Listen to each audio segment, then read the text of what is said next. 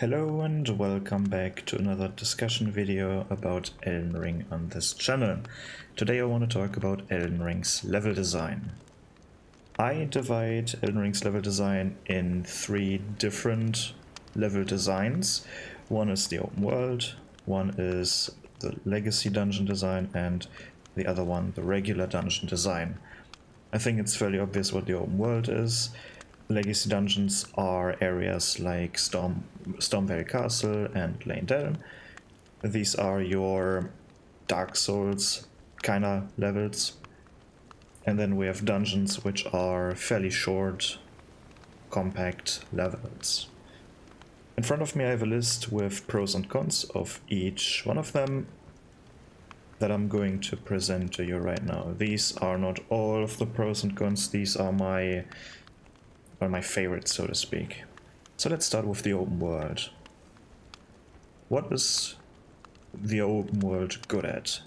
I think the open world is good at, and I mean open world in general, not necessarily in Elden Ring, in general.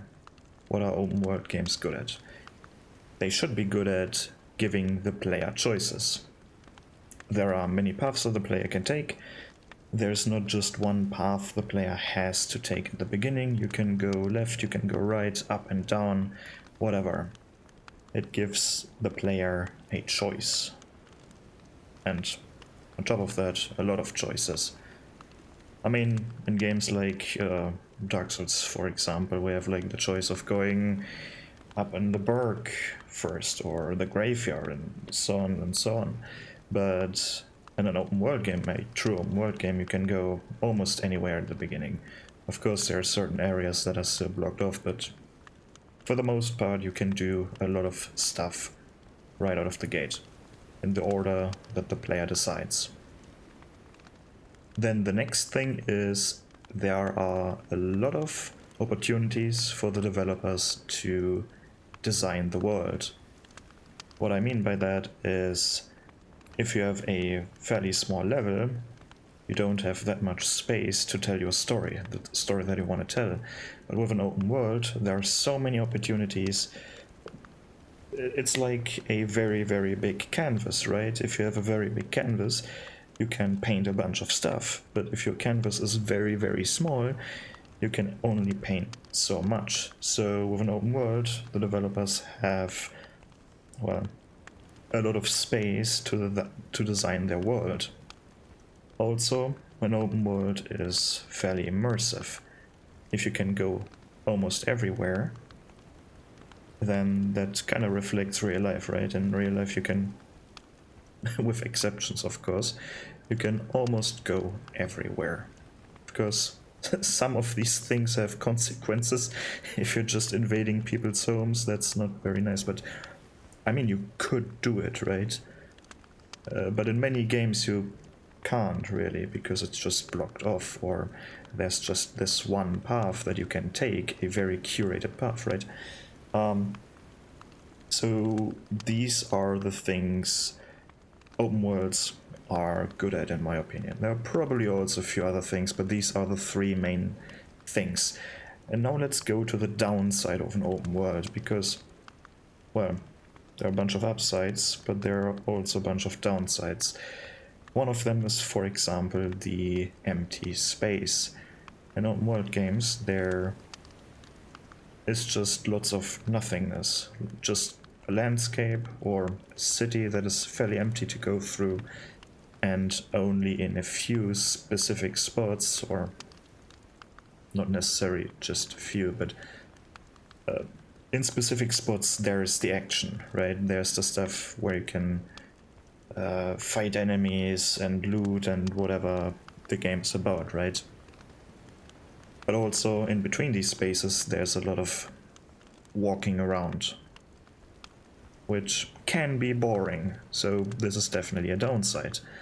Also, it takes a very, very, very long time to build a very detailed open world. It's very resource intensive. Again, if you have a big painting or a big canvas, it takes a while until you paint whatever you want to paint, especially if it has a lot of detail. Where If you have a very small canvas, it might still take you some time, but definitely not as much time as if you had a very big canvas, right? So it takes a lot of time to fill this empty space, and it also takes a lot of resources. I mean, time is a resource, but it also costs money. Then another downside is you have to scale down certain things. For example, if you have a bunch of cities in your open world game, you might want to scale them down. A very good example is Skyrim, for example. Have you played Skyrim? Do you know how small the cities and holes are? Sometimes they're just like 4 houses and that's it. That's not really immersive, is it? Like, you would expect there to be much more people. And you also see a lot of people that are homeless, I guess, or whatever. I don't know. Like, you have to scale certain things down. For example, in Elden Ring now, things or cities like Leyndell, they're scaled down so that you are not spending like 50 hours in one city. Imagine like Leyndell had the original size. It would be like 10 or even more times bigger than it is right now. Like, it would, the whole map would be Leyndell, and then the rest of the map also would have been much bigger to accommodate that, and then the game is like 1,000-hour game if you want to explore everything, and then that's not really something. I mean, if you want to do this in your game, sure, but for a game like Elden Ring, that's not a good thing. And then, of course, the last thing that I've written down, it's harder to find certain things. It's harder to find quests, it's harder to find items. If they're in very key locations where it's almost certain that you're going there, sure, that's fine then. But sometimes things are off the beaten path, right? You have to really search for them. And that might be a bit more difficult in an open world than in a fairly tight level, right? Now let's compare this to the open world of Elden Ring. How many choices does the player have? Now think of it, lots of choices really, right? You can do Limgrave first, you can go to Caelid right after, or you can go to Caelid first and then Weeping Peninsula is open, Liurnia is open to the player. You can really choose where to go. The only thing that blocks your progress is how weak your character is, or like, you don't want to go to Northern Caelid if you're not very good at the game, right? You're not beating anything there. These monsters are way too strong, but you still have the option to go there. For example, if you want to run through, or if you want to cheese the dragon, you can do it. You don't have to wait until you've beaten Godric or something, right? The only thing where it might get dicey is if you want to get to the Altus Plateau, where you have two options. I think get the two medallions, which is fairly simple. I don't know, does the lift work then? Even if you haven't beaten Godric? I think it works, right? So then that's open as well. That's really nice. Or you can take the hidden route, so to speak, but you have to beat a fairly difficult boss for that, and that might be a roadblock. But obtaining the medallions is fairly simple. What else? So that's many paths. Check. Elden Ring does that very, very well. World design. Lots and lots of world design opportunities, and I think Elden Ring does this also fairly well. Maybe not to the extent that I mean, what am I? I'm not bitching about this. There's lots and lots of world design scattered around the open world, so you can't really complain about this, and I'm not going to complain. I mean, of course you can complain about it. They could always put more stuff into the world, but at some point as a developer you have to think, like, when is it too much? Right, at some point it's too much. You could just fill every single inch of the world with with world building elements, like with storytelling and stuff, but like visual storytelling. But at some point you have to stop, really, right? Otherwise, it takes ages to develop the game, and then it's just wasted time. And is it immersive? Is Elden Ring immersive? I think sometimes it struggles for me there, especially because of some of the cons. So I'm talking about the cons first. Is there a lot of empty space in Elden Ring? Yes, there is a lot of empty space. That is one reason why a lot of people burn out so fast. Me included. Like, I burned out of Elden Ring very, very fast, like compared to previous Souls games. That's not necessarily a bad thing, right? I played a lot of PvP in the previous games, and in this game not that much. Even though I enjoyed this game's PvP as well. But it's just a different time for me. Back then I had more time, I had more... had a bigger drive to play PvP than now, so that might be a factor, but I definitely burned out on the PvE part a lot faster than previous games. Or maybe that's just my imagination. But yeah, there's certainly a lot of empty space in this game. It takes a long time to build. I can't really talk about this because I wasn't there during the development cycle. I didn't develop this game, so I can't really talk about this. And I don't have the data in front of me, right? I don't know how long it took to create this game, and I don't know how long it took to create Dark Souls 3. Maybe you know some of that data. Maybe you want to share some of that data in the comments. Some comparison in how long it took them to create this game compared to other Souls games that are not open world. And then it's harder to find certain things. Yeah, definitely. It's definitely harder to find certain things in this game. Especially quest lines. It's sometimes very, very obscure where certain quest lines are. But this might also be a problem on how they create or how they design these quest lines. But certainly a bit harder than in previous games, I think. And I forgot downscaling certain structures. Sure, yeah.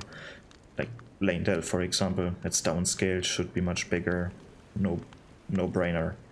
But that's for gameplay purposes, right? You don't want to walk through like 50 hours through one city and then 200 hours through the rest of the world, like only the open world part. Now that's sure. Like, I mean, in other games like Dark Souls 3 and especially Bloodborne does this a lot. I mean, what's it called? The Yharnam, right? The city in Bloodborne. It looks much bigger than Lane. And that's because you can only walk through a fraction, but you can hide a lot of stuff in the background, right? Like you have it's like a picture. You have a foreground, you have a midground, and you have a background. And in traditional level design, or in traditional From Software level design, if you have a look at Dark Souls 3, Bloodborne, and so on, like you have a fairly small portion, size-wise, of foreground. Your foreground is the stuff that you can walk on. I would call the midground is the stuff that you can see in the back, that you can at some point go to, and then the background is the stuff that you can't reach, right? It's out of bounds.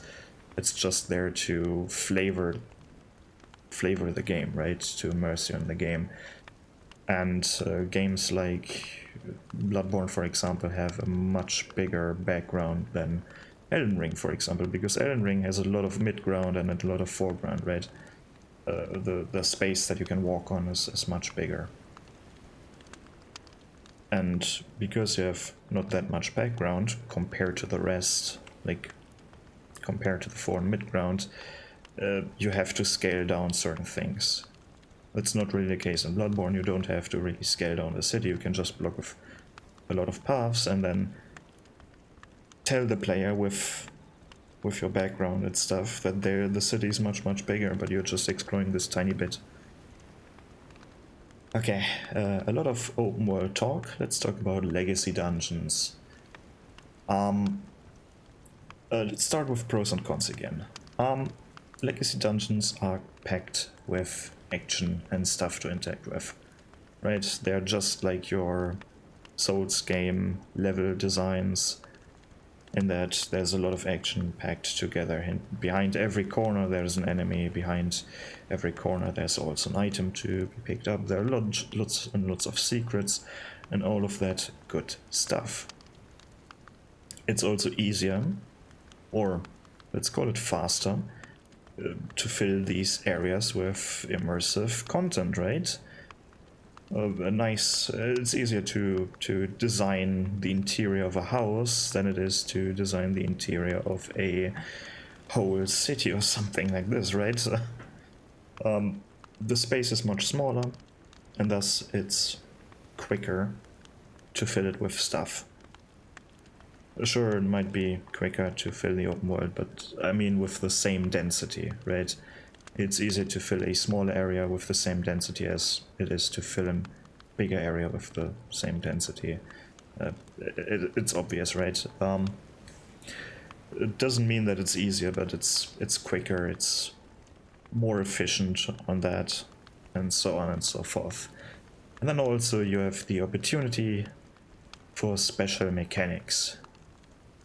Granted, you also have that in the open world, but in the open world it might be random, right? Let's say you have a camp in the open world, that it's just a camp, but you can, I don't know, kick down, or you can destroy this tent and then it reveals something, I don't know.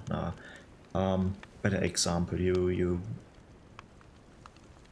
I don't know, you kick down a tree and all of a sudden you can walk across this cliff or something. That feels much more random than let's say you have a whole city where the mechanic is that you climb on certain walls, right?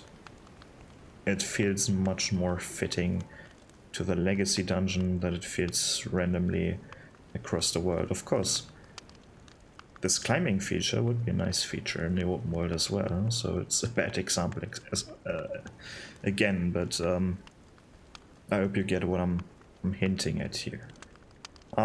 Then the downsides.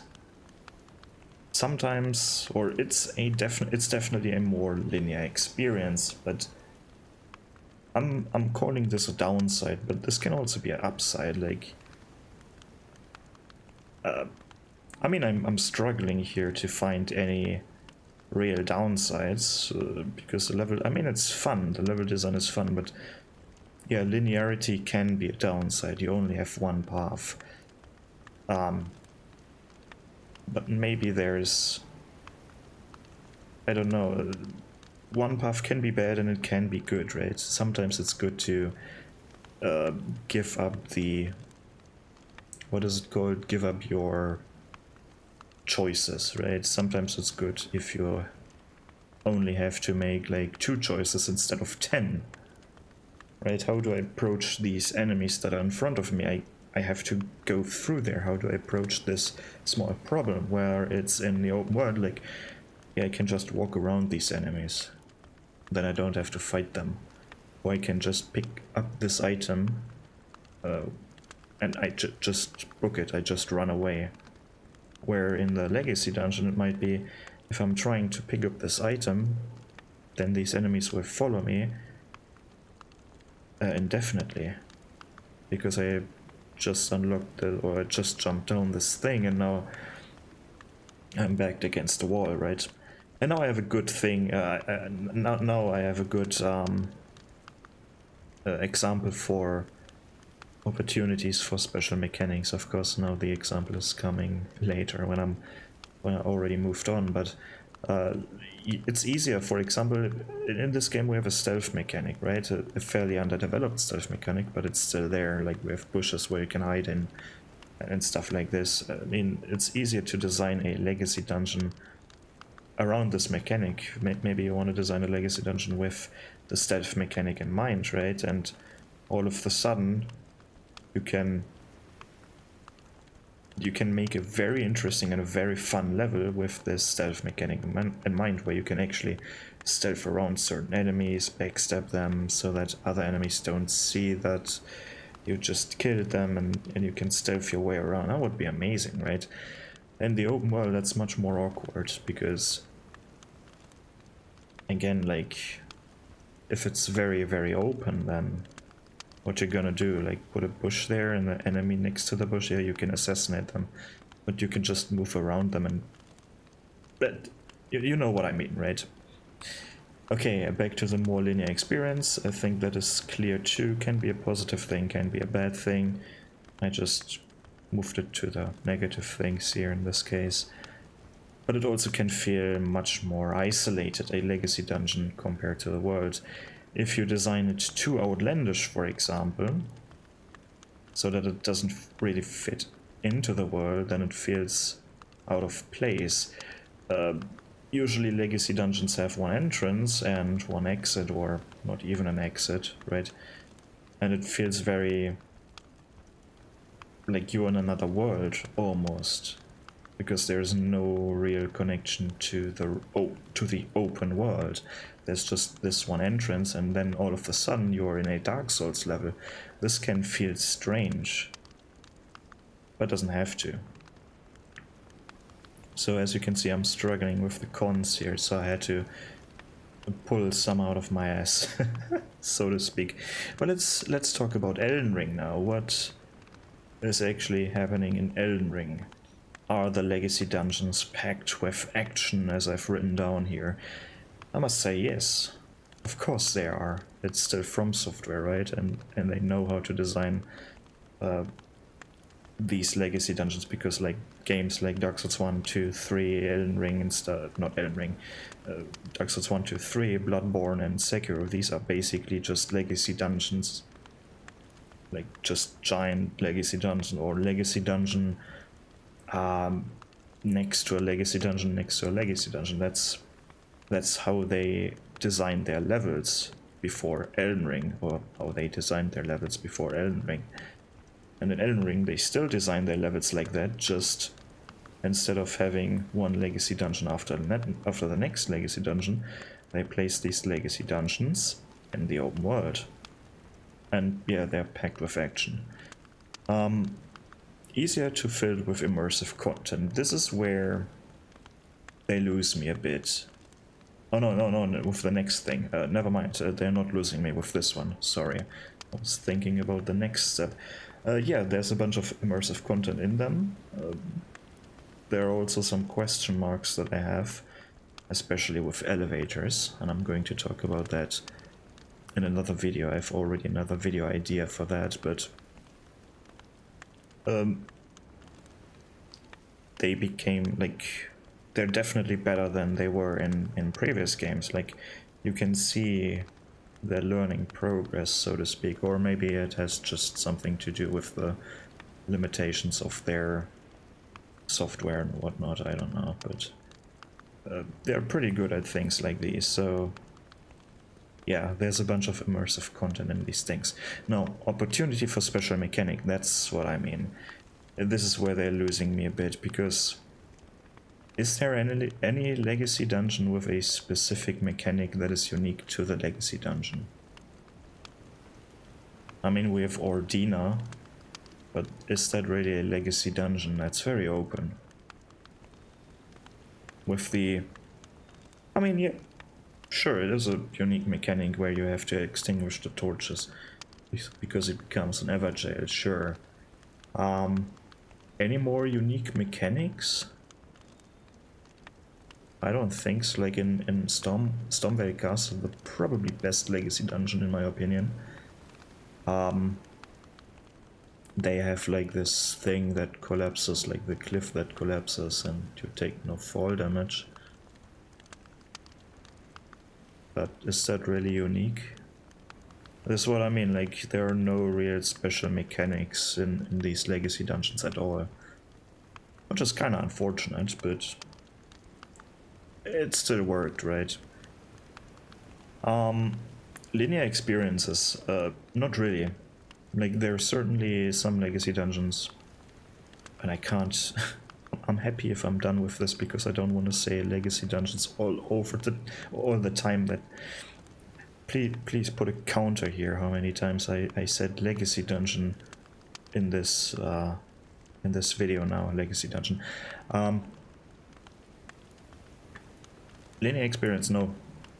Stormville Castle is the best example. There are a lot of paths that you can take to get to your destination. It's like,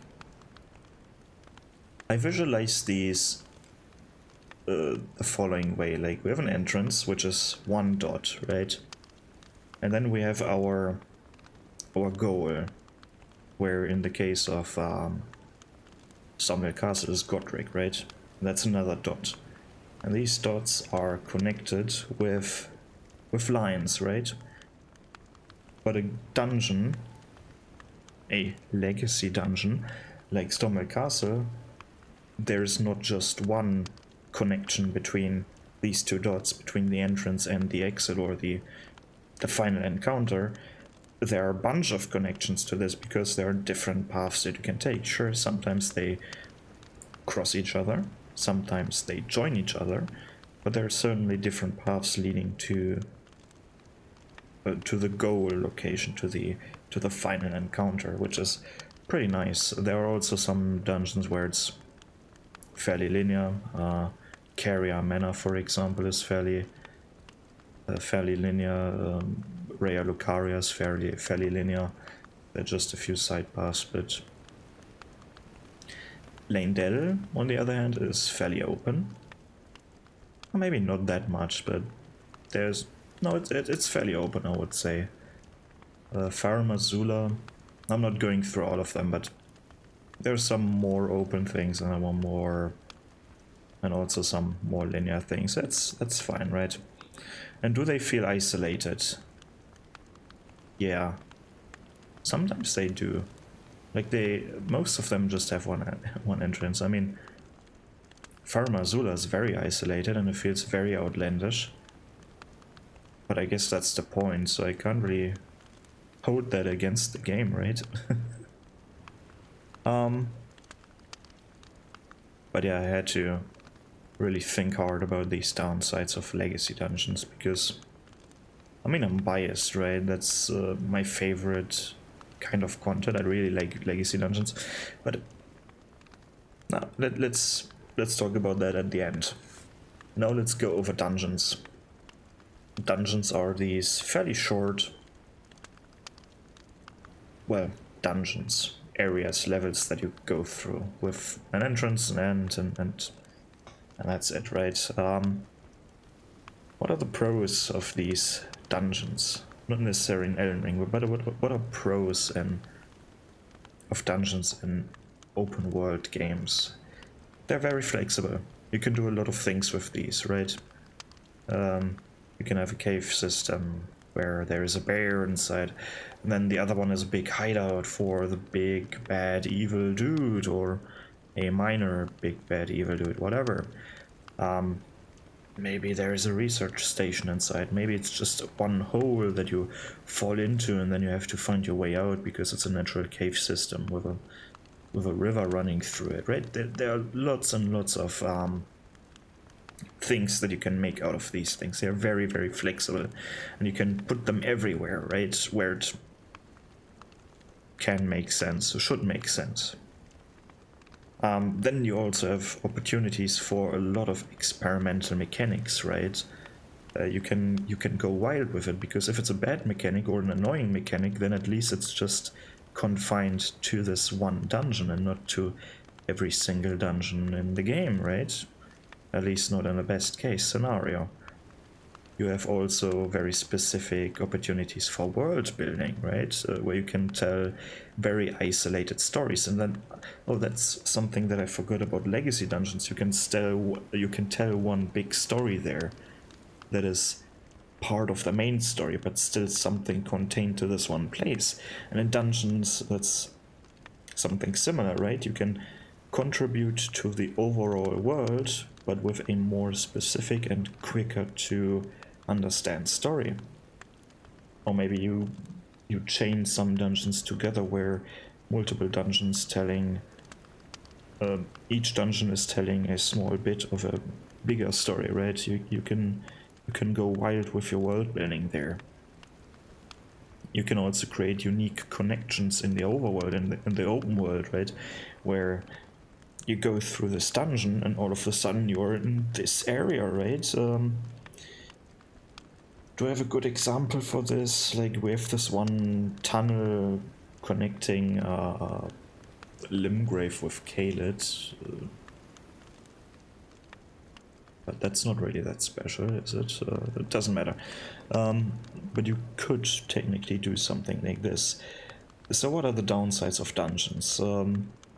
They can feel fairly artificial, their placement or their design, and they can also feel a lot of very repetitive.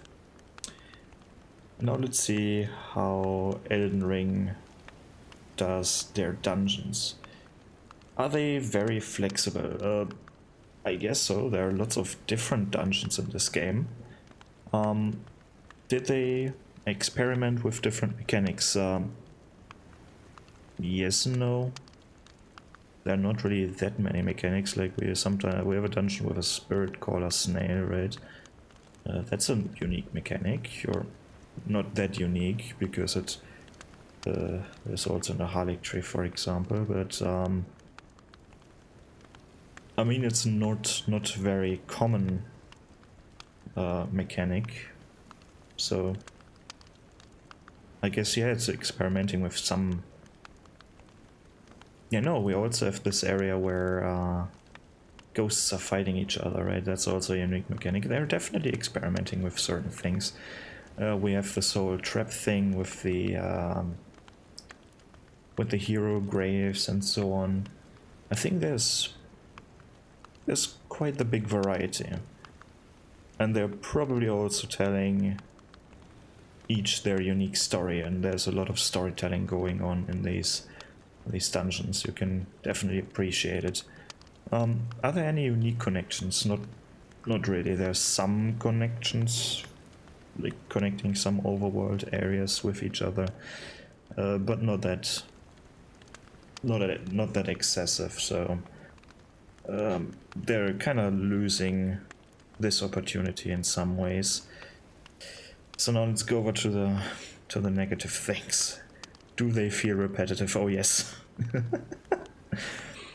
They do feel repetitive, and they do feel artificial, and many of them feel very annoying. But they could definitely improve upon these. So now I'm through with this. I want to talk about how well this works together, because they're not only doing open world. You have a lot of, in Skyrim for example, you have like lots of open world and lots and lots of dungeons. But does Skyrim have legacy dungeon, or does Skyrim has a legacy dungeon? Probably yes. So it's not very it's not unique to Elden Ring, I must say. Even Skyrim has a legacy dungeon, like this glacier thing there with the Dawnguard DLC and the thing where you go into this other world. Like, oh, it's a Dawnguard. Dawnguard does a lot of things, right? I feel like, but yeah, Skyrim is another example for legacy dungeons. I can't think of another open world game that I've played really. Doesn't matter. It's not unique to Elden Ring, but does it work? The mix out of open world, legacy dungeon, and normal dungeons. And I must say, yes, it works very, very well. Imagine having a game with no dungeons inside of them, just open world. Wouldn't that be terrible? Not necessarily, right? It depends on the game that you have, right? But in Elden Ring it works very, very well, I must say. And it's a nice mix-up compared to the usual level design they're doing in their games like Bloodborne, Dark Souls and so on, right? It's a nice experiment, and why not make another open world game like this? Maybe not as open worldy as Elden Ring, because it can burn out, like there are definitely some downsides to that. But it works very, very well. There's certainly some things that are suffering under the open world. For example, the scale of things, right? Like, as I've said, Lanedale, Lanedale is called Lanedale, is very small. And Stormvale Castle is probably also very small. Then there are some dungeons that are just legacy dungeons that are just underdeveloped almost. They kind of feel underdeveloped, like Volcano Manor. I don't really like Volcano Manor. The enemy design in there is a bit rough, and the way they're handling certain things. I'm not really a big fan of Volcano Manor. About the level design, that is. Not the lore. The lore is fine, right? But yeah, overall it works. They could definitely improve upon these things.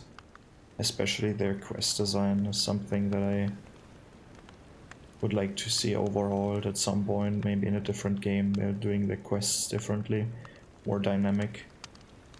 Because sometimes it just feels tedious, but yeah. Overall, Elden Ring was a good experiment. I mean, I would call every game their little experiment. They have their experimental mechanics in every single game, and sometimes it pays off. And in this case, it paid off very well. Elden Ring is a very, very good game, and I think that's it. If you have something to say about this, if there are things that I've missed, or well, there are certainly things that I've missed. Let me know what your opinion is about this topic, and I see you in the next video. Goodbye.